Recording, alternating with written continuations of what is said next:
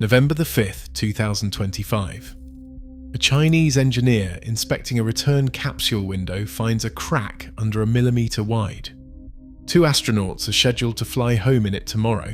What happens in the next 16 days has almost nothing to do with better engineers. But 9 months earlier, in an almost identical crisis, America proved that.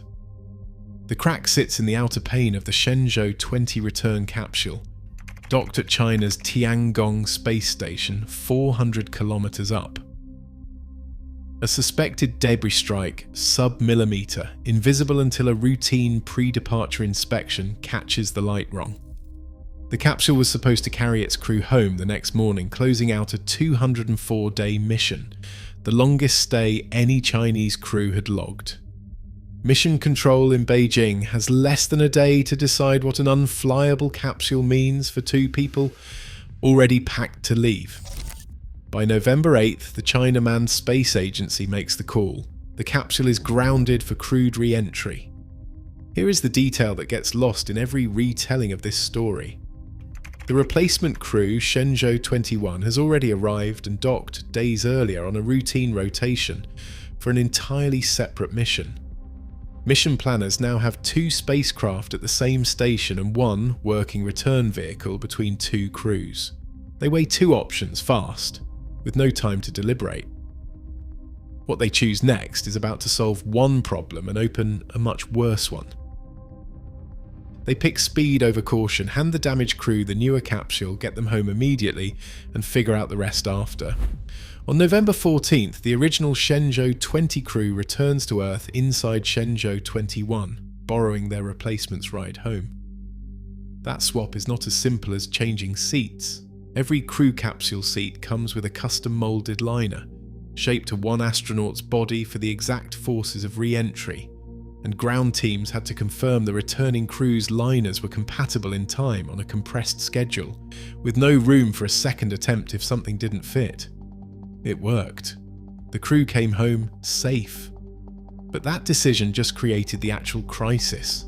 The crew that arrived only days earlier, Shenzhou 21, now has no spacecraft of their own docked at the station. 3 astronauts, 0 working return vehicle. For 10 days, that crew sits on Tiangong with no way home if anything else goes wrong. The fix already existed. It had existed since before this crisis started. China keeps a spare Shenzhou capsule and its Long March 2F rocket in a permanent state of near readiness at the Jiuquan launch site, at all times, whether or not anything has gone wrong. This is not improvisation, it is standing policy, the same way a fire department keeps a second engine fueled, whether or not the first one has ever failed. Shenzhou 22 goes from standing reserve to fully fueled and launched in 16 days. Lifting off uncrewed on November the 24th and docking the following day. That is the number in this video's title. Not the length of the emergency, the length of the fix. Here's what that fix reveals, and it has nothing to do with rocket engineering. The standing spare only works if an institution is willing to fund hardware that does nothing, indefinitely, on the chance that one day it might do everything. That is an expensive form of humility. It assumes failure before failure happens, and it pays for that assumption every single year, regardless of whether the assumption ever gets used. Most space programs cannot justify that line item to whoever controls their budget. China's program has never had to justify it to anyone outside itself. Deputy Chief Designer Wu Dawei later told reporters the incoming crew had even brought extra supplies for exactly this kind of overlap, down to a small appliance for reheating food he compared almost apologetically to an air fryer. Somewhere in Beijing, someone had already planned for the contingency nobody wanted to say out loud. That doctrine goes back to China's first crewed flight, when Yang Liwei became the country's first astronaut in 2003, on a program with almost no public track record and a government that could not afford a second failure. The habit started as insurance against inexperience. It has held for 22 years since, in good years and bad, without ever facing a crisis worse than a scheduled swap between 2 capsules already docked at the same station. That habit, paying for a lifeboat nobody plans to use, is exactly the discipline America's own backup system was supposed to have built in from the start. It didn't. Now hold that thought, because 8,000 miles away, a different space program built its redundancy on a completely different assumption.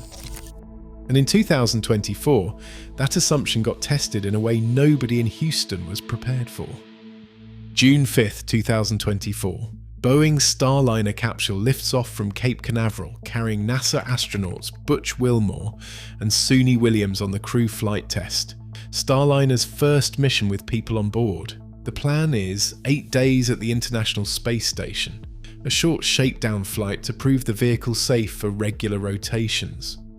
Within hours, 5 of the capsule's 28 maneuvering thrusters degrade, and engineers detect multiple helium leaks in the propulsion system, concentrated in structures Boeing's own engineers call dog houses, the external housings that shield the thrusters from the cold of space. Those housings were overheating in ways the pre-flight models never predicted. The 8-day mission does not end on day 8, it does not end on day 30. Wilmore and Williams will not see Earth again until March of the following year. For weeks, Boeing's engineering team and NASA's safety office disagree on what the thruster data actually means. Boeing's models say the degradation is understood and the vehicle is safe to fly the crew home. NASA's risk assessment team will not accept that level of uncertainty on a capsule carrying 2 lives. 21 years earlier, NASA lost the shuttle Columbia and its 7-person crew because engineers flagged a foam strike as a possible risk, and management decided the data wasn't conclusive enough to act on. Every person in the room making the Starliner call in August of 2024 had that decision in the agency's institutional memory. On August 24th, NASA overrules its own contractor and decides Starliner returns to Earth empty. The astronauts stay on the station. A broken valve did not make that decision. An agency that had been burned before made it, choosing caution over schedule in real time, with 2 lives on the table. That caution is not the failure here. If your instinct right now is that this is simply authoritarian efficiency beating democratic bureaucracy, slow down before you land there.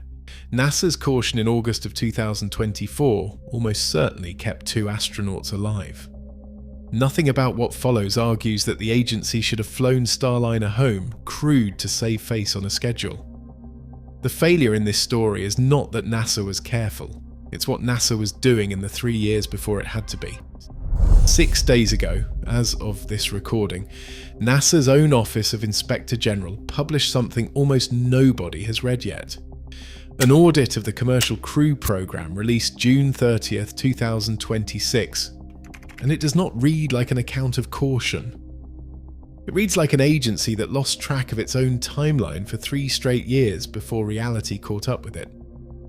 The report states that starting in May of 2021, NASA's Commercial Crew Office consistently operated as though the crew flight test was 6 months away. It was not 6 months away. It did not fly until June of 2024. 3 years of a program telling itself the same 6-month story on repeat, revised each time the deadline arrived and slid past again. The auditors traced this to a specific failure mode. NASA was overconfident in Boeing's design because Boeing had decades of spaceflight experience and was reusing hardware from earlier programs, and that overconfidence let Boeing skip integrated systems testing that might have caught the propulsion issues years earlier. This wasn't a scheduling slip. This was an institution mistaking a contractor's resume for evidence. Here is the classification that should have happened immediately and did not. The June 2024 flight test met every internal criterion for NASA's most severe safety designation, a Type A mishap, the same category reserved for near-catastrophic failures. NASA did not formally classify it that way until February of 2026. 21 months. A crisis that should have triggered an immediate, formal, agency-wide response instead sat in an unresolved paperwork category for almost 2 years, quietly compounding while the Commercial Crew Program Office lost 21% of its own staff to attrition and reorganization in the meantime. Not a scandal. Ordinary bureaucratic churn, happening at the exact moment the program most needed continuity of judgment. An institution can be careful and still be rotting at the same time. NASA's astronaut safety culture, built hard after 2 shuttle disasters, is the reason nobody rushed Wilmore and Williams home on a vehicle nobody trusted. That same culture inside an agency that had been quietly lying to itself about its own calendar since 2021 is also why it took 21 months to admit how serious June 2024 actually was. Keep that tension in mind, because there is a second document buried in this story that makes the whole picture worse, and it involves the money. Follow the money, because the money explains why the timeline kept sliding instead of correcting. In 2014, NASA awarded Boeing a fixed price contract worth roughly $4.2 billion to build Starliner, and SpaceX a parallel contract worth $2.6 billion for Crew Dragon. Fixed price means Boeing eats every dollar of overrun itself, immediately in the next quarterly filing. By the end of 2024, Boeing's cumulative Starliner losses had passed $2 billion, and the company's own filing admits it expects to keep losing money on this program in future periods.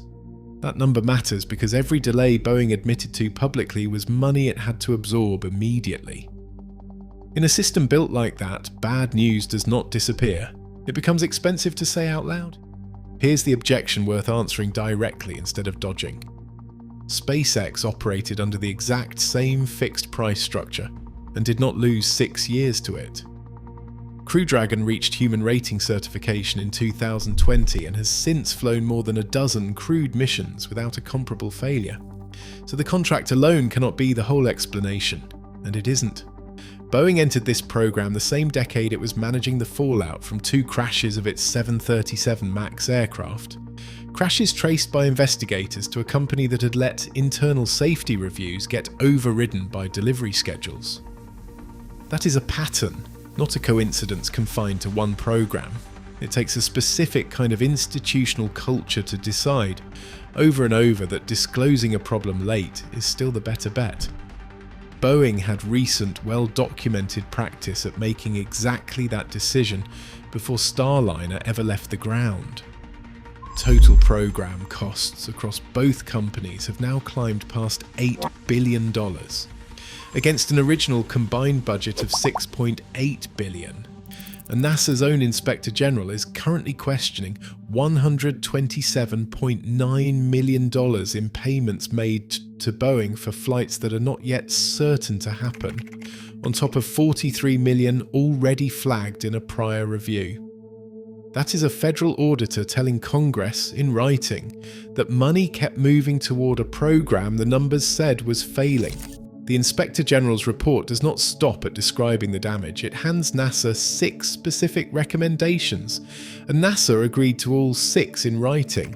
Delay future payments to Boeing until Starliner actually earns its human rating certification, instead of paying on the assumption that certification is coming. Build a firm schedule with Boeing for the next flights rather than accepting Boeing's optimistic dates at face value. Fix the ambiguity in how NASA classifies a mishap so a future Type A event doesn't sit unclassified for 21 months again. Every one of those recommendations exists because the normal version of NASA's process, the version that was supposed to catch this in real time, did not catch it. The fixes are reasonable. What they confirm by existing at all is that the checks already built into the system were not the ones that ended up working. And here is the line in that audit that nobody in the coverage this week has actually sat with. The Commercial Crew program was built specifically to prevent NASA from depending on a single provider after the Space Shuttle's retirement in 2011 left American astronauts riding Russian Soyuz rockets to reach their own space station for almost a decade. 2 contractors, 2 vehicles, redundancy by design. Instead, the Inspector General writes, "It has made NASA more reliant on SpaceX than any single provider contract ever would have. The system built to guarantee a backup produced the exact single point of failure it existed to eliminate. Say that back to yourself. The redundancy program has one working option left. That single point of failure is not a hypothetical the auditors invented to make a point sound sharper. It already got tested.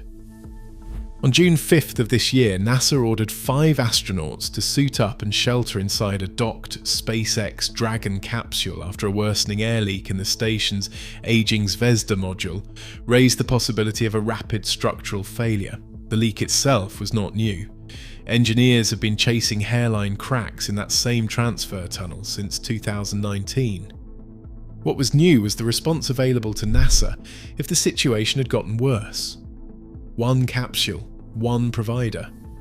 The exact scenario the Commercial Crew program was built in 2014 to make impossible was, for about 3 hours on a Friday afternoon, the only card left in NASA's hand. The alert lifted. Nobody was hurt.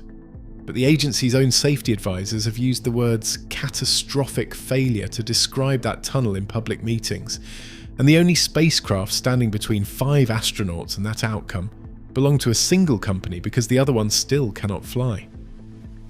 Now put both stories next to each other because this is where the comparison actually lives, and it is not where the title suggests.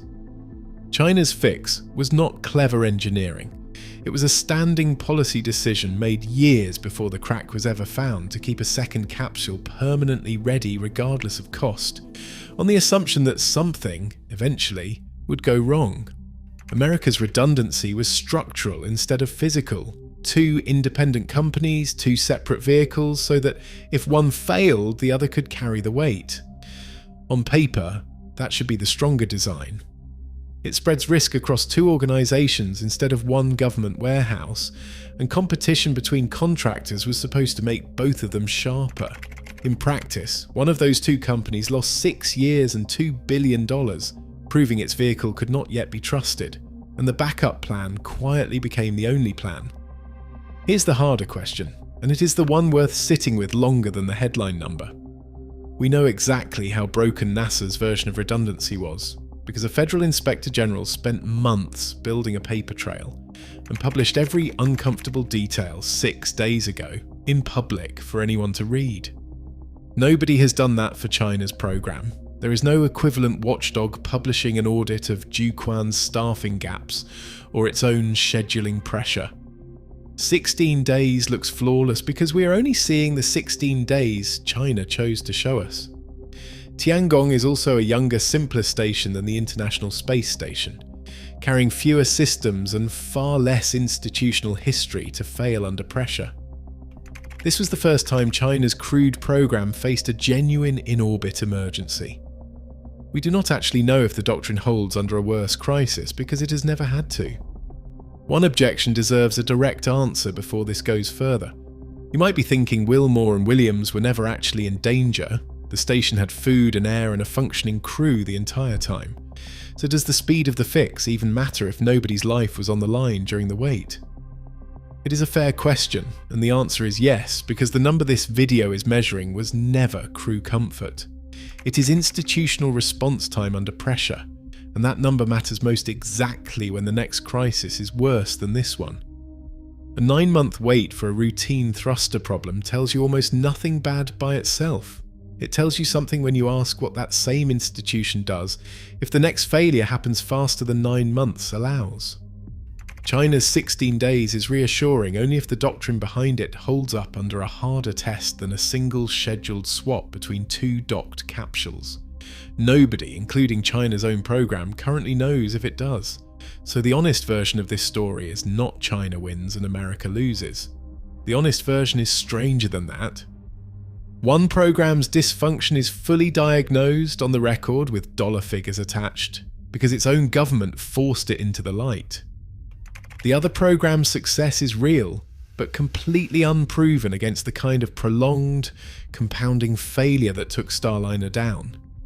Diagnosed damage against unproven success. That is not the same contest as fast against slow, and it is not a contest either country would choose to be judged by, given the option. None of this is about individual failure, and it's worth saying plainly. The engineers who missed the thruster degradation were working with the data and the deadlines they were given. The mission planners in Beijing who chose to swap capsules instead of waiting on a fresh launch made a fast, defensible call under real pressure, with no time to second-guess it. Wilmore and Williams did not choose to spend 9 months in orbit, and the Shenzhou crews did not build the standing reserve capsule that saved them.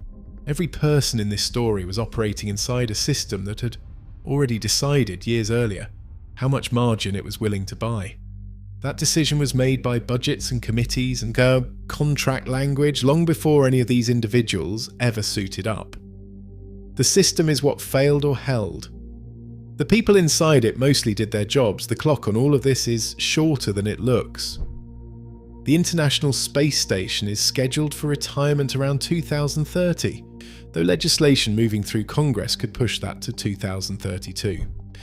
Either way, NASA's own auditors calculate that with 3 contracted SpaceX flights and however many crewed Boeing flights actually happen, current commitments only cover crew rotations at roughly 6 months each through the spring of 2029. After that, NASA needs to buy more flights from somebody, and right now there is only one somebody reliably selling. The agency could walk away from Boeing entirely and lean on SpaceX alone, but that means writing off billions already sunk into Starliner, and it means going back to exactly the single provider risk the whole program was designed to avoid in the first place, just with a different company's name on it. There is no clean exit left in this decision tree. Congress will eventually have to decide whether to keep funding a vehicle that has not carried a single operational crew rotation, or to formally abandon $4.2 billion of sunk investment and admit the redundancy program failed at the one job it had. Every remaining option costs money nobody planned to spend, on a timeline that keeps getting shorter while the ISS itself keeps aging around the astronauts still living on it. There is a number worth sitting with before this closes, and it is not 16 or 286. It is $75 million. That is what the Inspector General's audit calculates as NASA's current cost per astronaut seat on a commercial crew mission. Every seat, every flight, $75 million, whether the vehicle underneath it has spent 6 years failing to get certified or not. Redundancy was supposed to make each seat cheaper and safer over time through competition between 2 providers racing each other. Instead, one contractor's inability to fly is now priced directly into what every seat costs the American taxpayer indefinitely for as long as Boeing keeps a contracted seat it cannot yet fill. Neither astronaut spent that extended stay idle. Williams took command of the station in September of 2024, running day-to-day operations for Expedition 71, and then Expedition 72, while the fight over her own ride home was still unresolved 2 levels of management above her. The institutional failure and the daily function of the station were happening in the same hallway at the same time, and one did not stop the other. Wilmore and Williams came home in March of 2025, after 286 days in orbit, on a SpaceX Dragon capsule that was never supposed to be their ride. The Shenzhou 20 crew has been home since November of 2025, and their damaged capsule did not actually deorbit until January 19th of this year, after ground teams sent up a repair kit and patched the window well enough to bring it down empty. Neither story ended cleanly. One just ended faster, and we are only now getting the paperwork that explains why the other one didn't. Boeing's next Starliner flight, Starliner 1, still has no launch date as of this recording. It will fly cargo, not crew, because NASA no longer trusts the vehicle enough to risk another Type A mishap, while the paperwork from the last one is barely finished. Somewhere at Jiuquan, meanwhile, there is already another Shenzhou capsule sitting in near readiness, doing nothing, costing money, waiting for a crack nobody has found yet. This is not a story about which country builds better rockets. Both countries build excellent rockets. This is a story about what an institution is willing to pay for before disaster forces the question, and what it costs to find out you weren't willing to pay enough.